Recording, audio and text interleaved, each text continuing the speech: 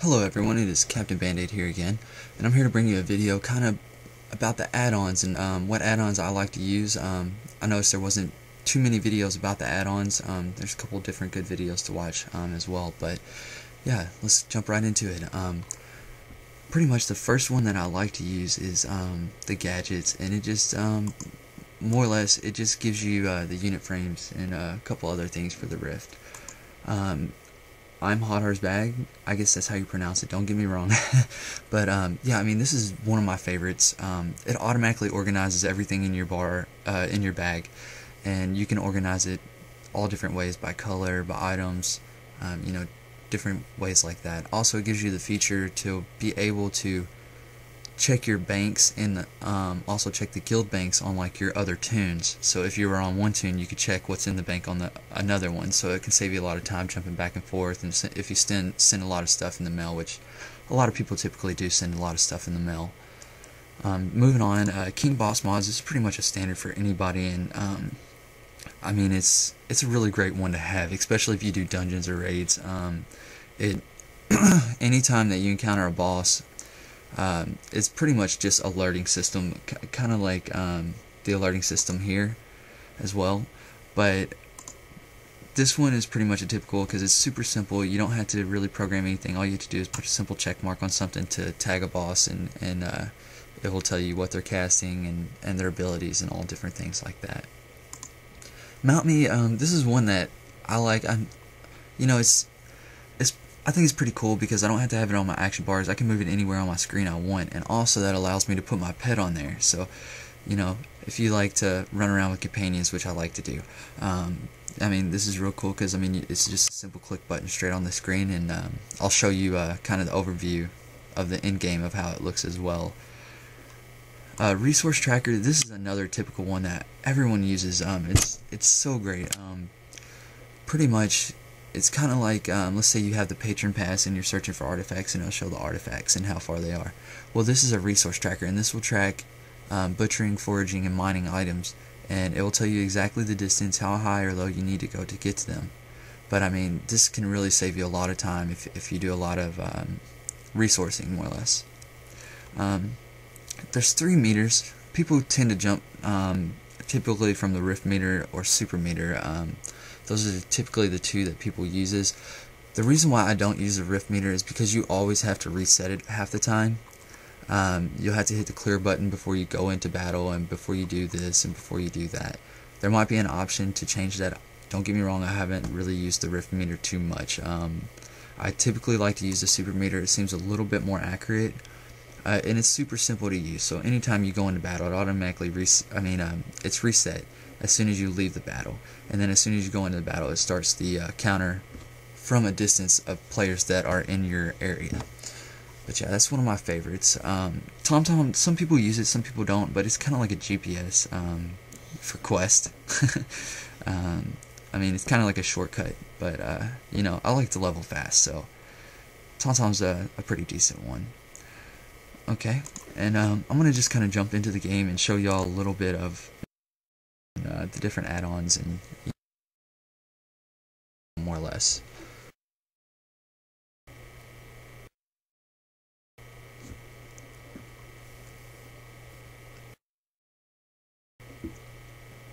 Oh wow. Well, it looks like someone killed me while I walked away, huh?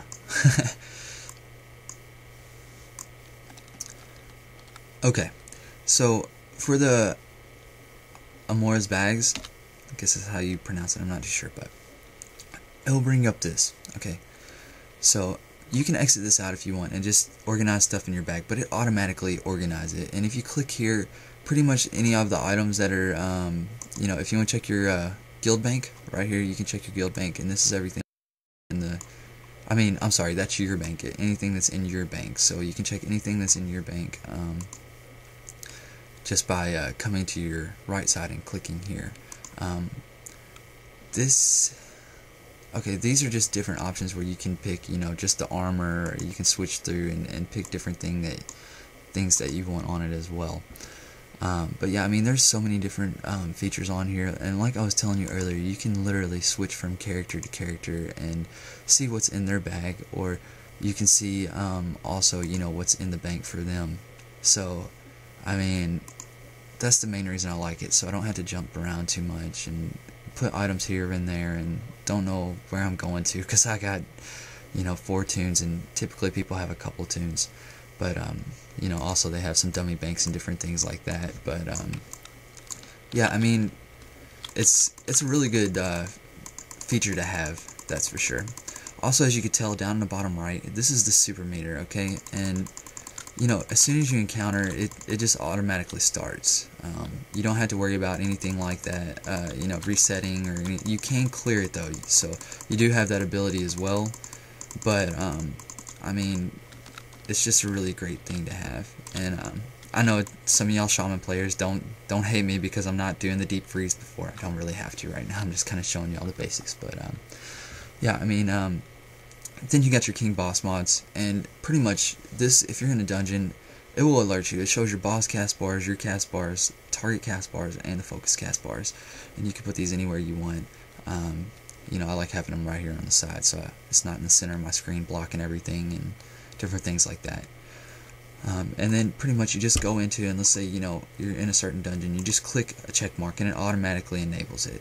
So the phase monitor as well, so you're going to want to do the phase monitor on that as well. That's pretty much just the basics to King Boss mods, but it's a really great thing to have because it shows actually these red lines, and they'll alert whenever they're doing a cast ability or something that's really going to cause some damage for you. Okay, and the mount me.